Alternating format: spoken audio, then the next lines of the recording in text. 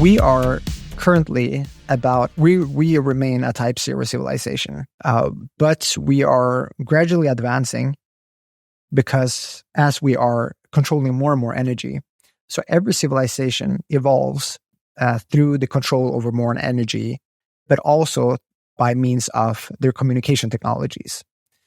And I believe that control over energy and communication technologies pretty much define how technologically sophisticated a civilization can be. And it just also happens to be that they can correlate these two technologies, communication technologies and control and technologies for control over energy.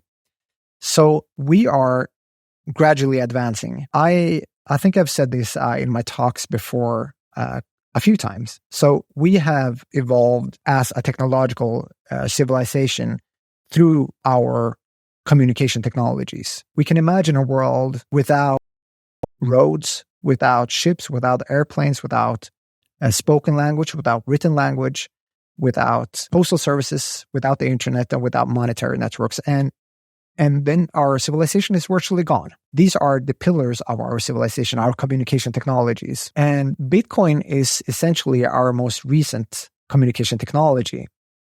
But it is not our first type 1 technology. Our first type 1 technology is actually the internet. Quite often surprises me that when I ask people just for fun where the internet is, people have no idea where the internet is. This is especially fun if you ask younger people where the internet is. They tend to think it's in the routers, in the air, in space. Like people have no idea where the internet is. Yeah, like satellites. Yeah, but it's quite fascinating that we've come so far that the internet is so ubiquitous now that, I mean, you and I, we grew up in the pre-internet era, which is a fascinating time to be alive. I'm so grateful to have seen both eras because it is the first time we saw the emergence of the first technology, which it just gives me goosebumps to think about.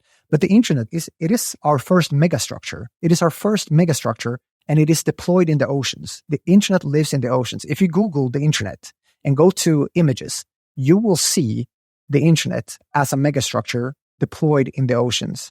And when you look at that image, an image of the internet in the oceans, it is very evident that it is fundamentally a planetary technology meant for global information exchange.